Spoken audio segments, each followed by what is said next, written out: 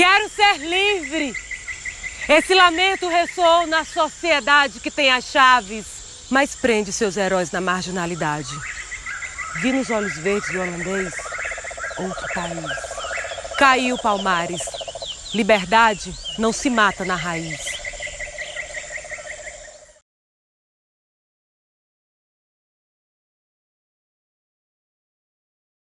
África, dos guerreiros de Angola, de Jeje e Yorubá.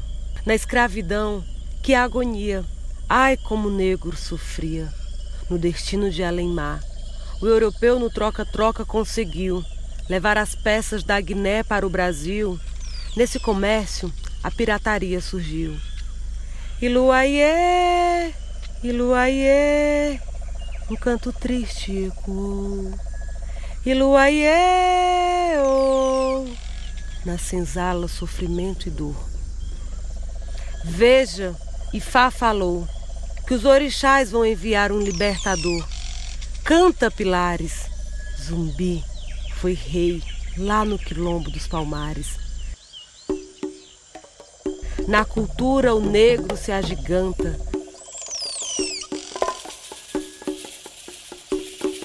A fé da terra-mãe é seu alento. Existe um grito preso na garganta. Só Oxalá segura o fio da esperança.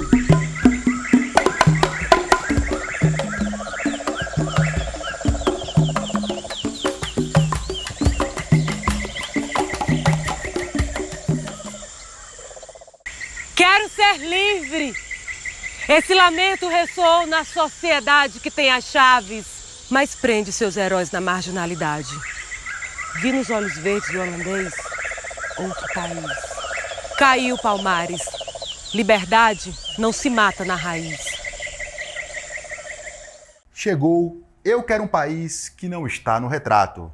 Chegou Zumbi, rei de Palmares e herói do Brasil. A história que não foi contada. Chegou Caprichosos de Pilares, 2003.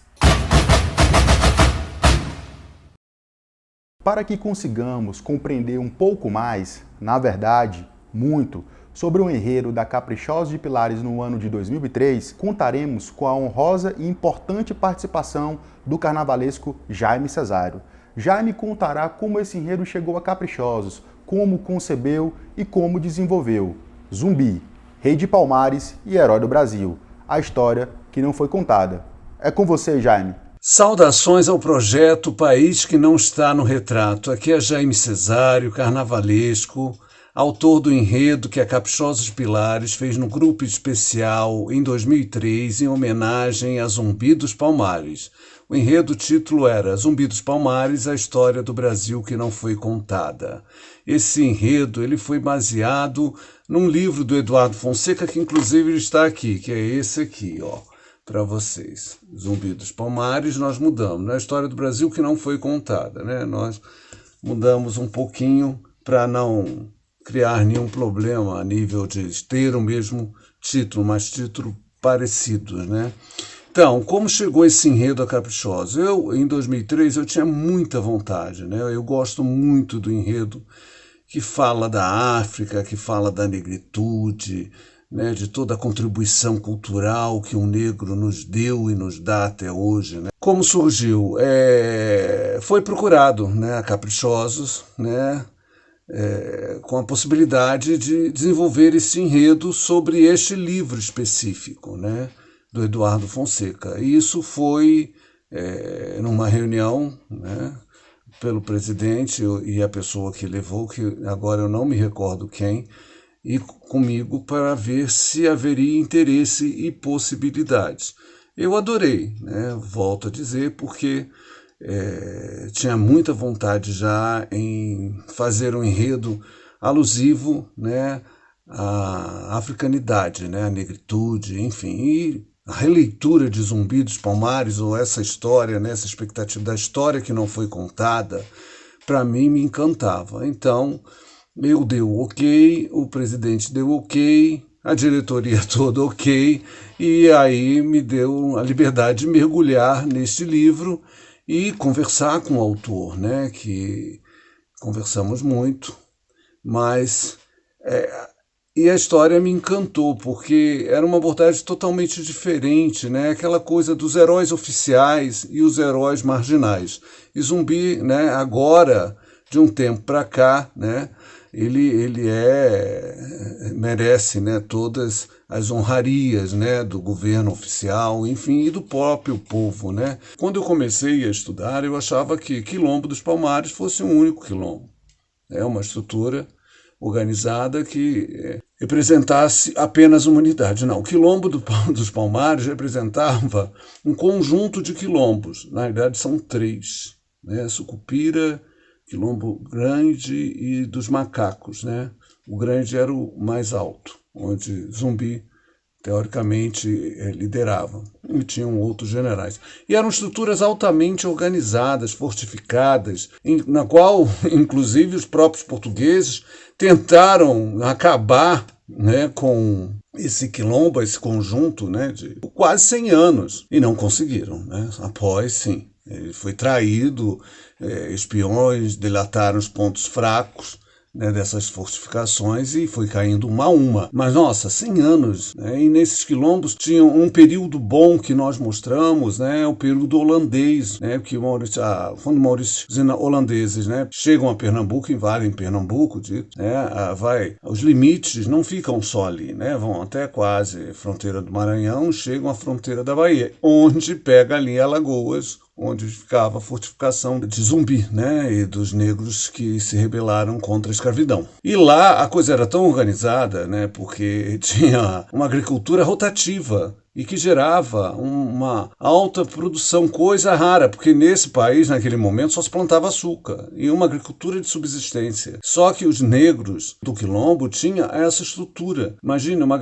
agricultura rotativa e que permitiu, uma das coisas que Maurício Nassau faz, propor uma trégua, sabe? E intercambiar um comércio entre a colônia holandesa, por ele liderada, com o Quilombo dos Palmares. E aí, inclusive, essas trocas, né, de manufaturados holandeses, né, ou europeus no sentido, e alimentação, né, o produto produzido na agricultura do Quilombo. Que isso tudo, mas aonde nós já ouvimos isso? Nada.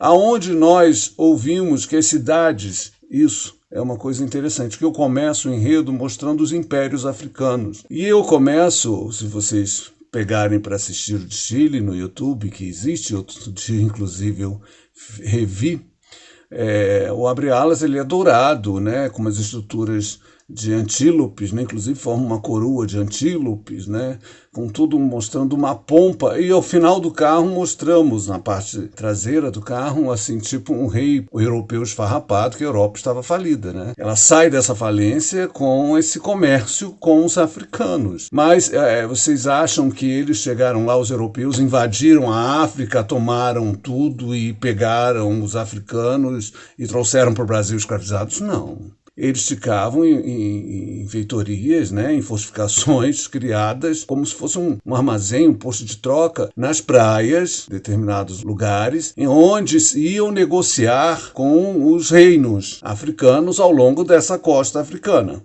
Né? Ao longo da costa da Guiné, Nigéria, que vai ali, chega até Angola, que é onde Angola era o antigo Império do Congo, um dos maiores de lá. Aí você pensa, sim, então, porque eles eram guerreiros altamente bem estruturada a nível de guerrilha na mata, e que os europeus não tinham a menor chance. Só que quem capturava os negros para os europeus eram os próprios negros, que eles entravam mais adentro, né? Mas uma coisa interessante de compreender que os reinos localizados, né, os mais fortes, eles iam capturar outros reinos mais adentro e menos organizados, menos fortificados, né? E conquistavam, faziam os escravos, traziam para essa fortificação, né, essa feitoria, esse armazém, e ali as naus portuguesas, espanholas, né, e depende de qual região, vão lá negociar diretamente com o rei africano. Por quê? Na África existia escravidão, totalmente diferente da escravidão que os europeus impuseram no Brasil. Para os europeus, o negro era um objeto, quase um ser sem alma. Na África, né, havia essa possibilidade de escravidão, né, tanto que eram impérios belicosos, um brigava com o outro e conquistavam, faziam escravos, mas o escravo fazia parte da família e no final de contas viravam parte integral da família e ganhava liberdade. Então tinha toda uma história, né? E é uma história, uma frase muito interessante, que aquele que não sabe lutar por sua liberdade não merece estar livre. Isso é uma concepção africana. Isso era uma coisa a ser mostrada. Então eu entro com esse enredo mostrando uma África imperial, sabe, bonita. Inclusive eu usei até neon, que foi muito criticado, né, porque as pessoas querem mostrar que mostre uma África com